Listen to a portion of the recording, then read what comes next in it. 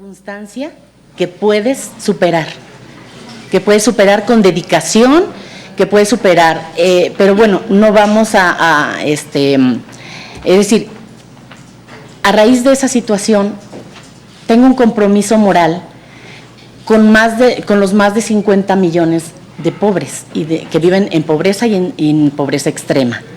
¿Por qué razón? Porque considero que la calidad de pobre viene a originar una vulneración a sus derechos en mayor magnitud, por la situación de que no cuentan con recursos económicos para defenderse, ¿verdad?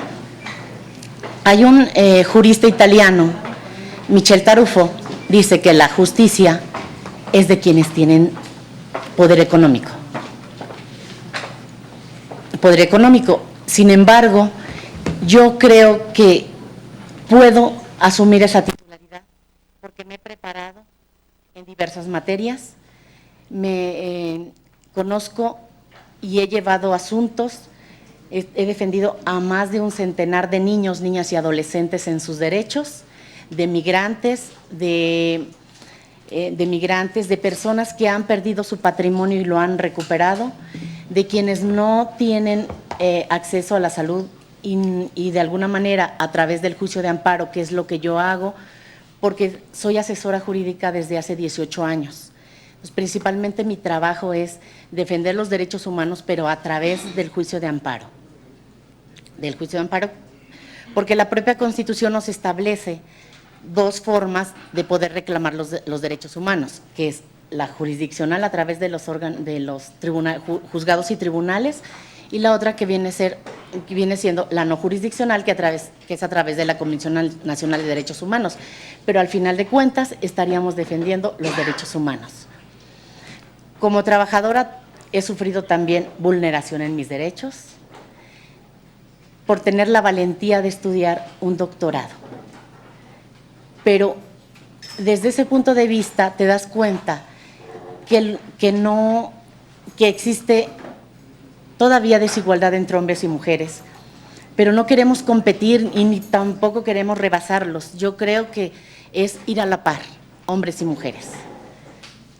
Mi propuesta es que se capacite mejor a los servidores públicos, porque es triste ver que siendo la Comisión Nacional de los Derechos Humanos un órgano, una noble institución, podría yo llamarla, las autoridades no aceptan las recomendaciones.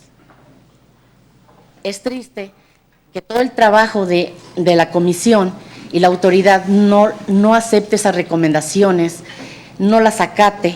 Entonces yo considero que debe de existir controles más estrictos para hacer también que se respeten esas recomendaciones, o más bien que se cumplan esas recomendaciones, porque de otra manera estaría la Comisión Nacional de los Derechos Humanos trabajando sin resultados.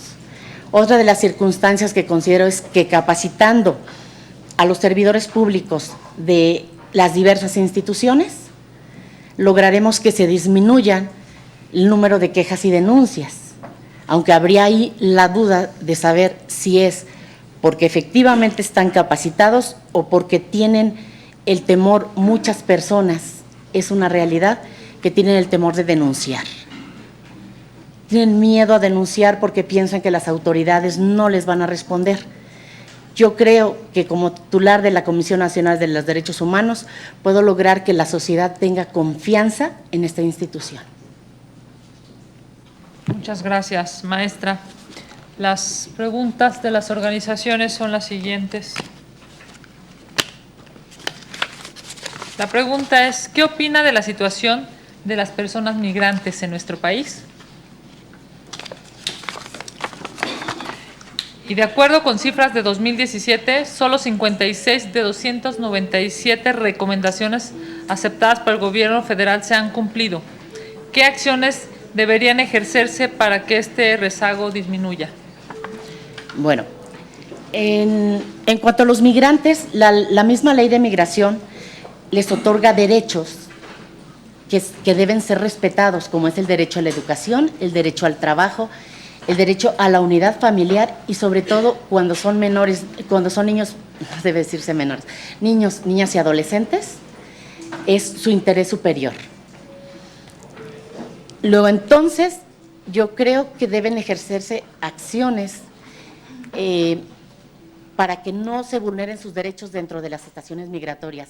Es una realidad ver cómo viven, cómo se encuentran en las condiciones deplorables en las que se encuentran en las estaciones migratorias, durmiendo como en cárceles, casi hacinados, casi como en cárceles. Estas personas, al igual que nosotros, yo creo que deben respetarse su derecho a un nivel de vida. Salen de sus países, realmente la situación geográfica de nuestro país hace que salgan de sus países y van rumbo a Estados Unidos. De acuerdo a las estadísticas, el 90% aproximadamente va a Estados Unidos. No pretenden quedarse en México. Sin embargo, durante su estadía en nuestro país deben respetarse los derechos, la totalidad de los derechos humanos y especialmente los que nos establece la ley de migración. Y de las recomendaciones. Las recomendaciones. En ese punto yo considero que bueno, hay un registro de autoridades que no cumplen con las recomendaciones. Entonces debía haber algunas sanciones, establecerse algunas sanciones para los casos de reincidencia de esas autoridades, porque realmente están reincidiendo una y otra vez y no acatando las recomendaciones. Muchas gracias, maestra. Senadores. Gracias. Se desarrollaron un tipo de indicadores. ¿Mande? Se desarrollaron diversos indicadores y les vamos a preguntar a ella. Aprovecho para mencionar hoy en la tarde que estos indicadores luego serán contrastados. Sí. De manera que lo que nos pregunten es fundamental para luego el contraste. O sea, se supone de ustedes que hay un apego a la verdad, ¿no? Sí. Lo menciono para inicio de la jornada de la tarde, ¿no? Sí. Y los equipos legislativos se van a dedicar a contrastar esta información. No es solo las simples respuestas dicotómicas sí o no, pero sí queda muy claro que al responder ustedes adquieren un compromiso con lo que aquí están diciendo. Ese es el sentido de estas preguntas, que se construyeron muy en trabajo con las organizaciones de la sociedad civil, pero nos interesa algo más que el sí o no, pero así vamos a formular en este momento las preguntas. ¿Ha tenido conflicto de intereses en empleos anteriores? No. ¿Cuenta con algún conflicto de intereses en el presente? Tampoco. ¿Está o ha estado involucrada en casos de corrupción o fraude? Tampoco. Gracias por su respuesta.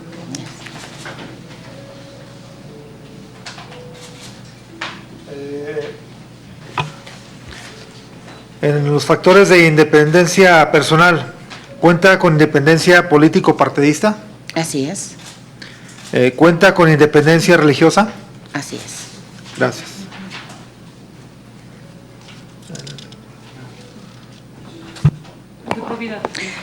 En probidad. En caso de ser electa titular de la CNDH, ¿presentaría y haría pública su declaración 3 de 3? Claro que sí. ¿Ha sido señalada, denunciada o cuenta con una sentencia condenatoria por violencia familiar o delitos sexuales? No, ninguna. ¿Ha sido señalada, denunciada o cuenta con una sentencia condenatoria por incumplimiento a sus obligaciones alimentarias? Ninguna. ¿Ha expresado opiniones públicas en medios o redes sociales contrarias a los derechos humanos? No, ninguna. Gracias.